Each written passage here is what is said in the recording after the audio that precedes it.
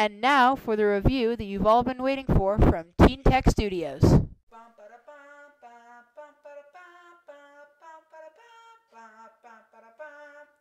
Hello, this is KidCup12 from TeenTech Studios, and today we have a review of the iPad mini and smart cover.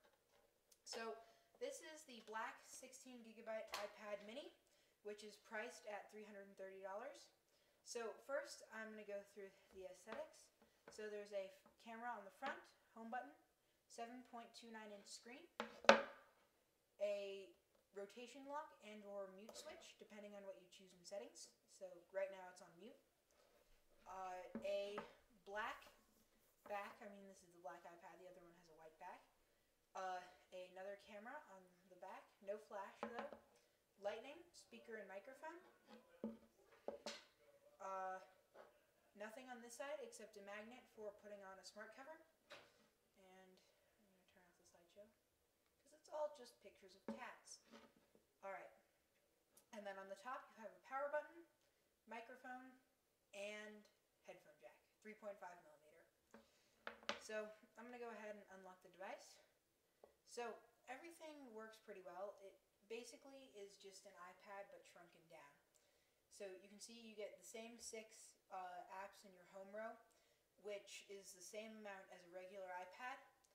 So basically it's just an iPad but shrunken down. So to show you just how shrunken down it is, here is the full-fledged 9.7-inch iPad. This is an iPad mini.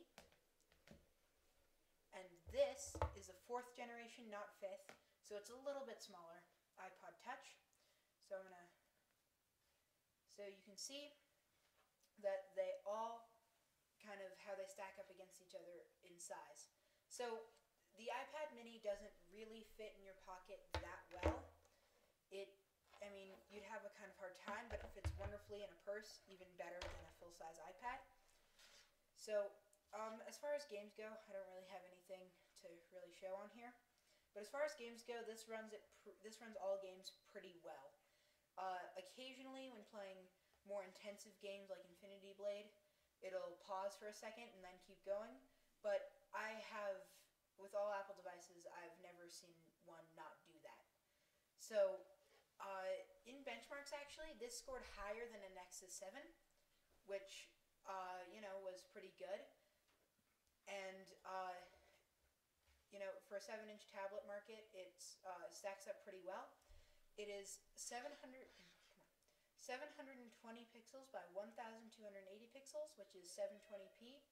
So that is pretty wonderful because it allows for 720p viewing. However, that is not a Retina display, which some people were wondering about, is if the iPad mini had a Retina display, which it does not.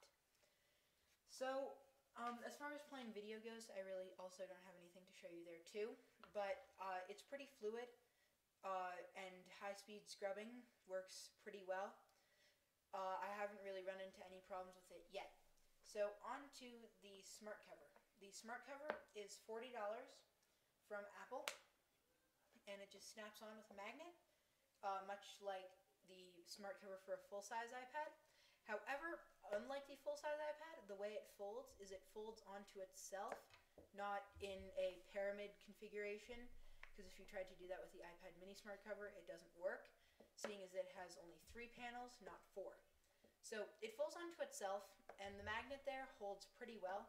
It holds up a device either like so, or like so. So I've experienced a little bit of an issue that it's pretty easy to break it off, and even some slight bumps can kind of jostle it out of position. And back to the iPad. So one thing I want to show you is if I turn it off here and back on. Come on.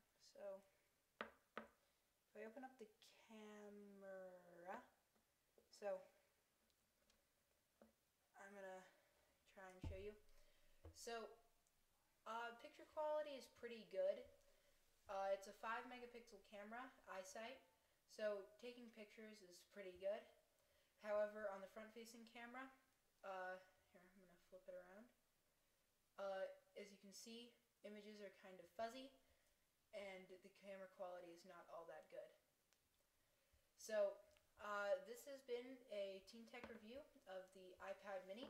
Overall, I would give it, I want to give it a 4 out of 5, but just because of the price, maybe like 3.75 out of 5. So anyway, hope you liked the video, and I'll see you for our next review.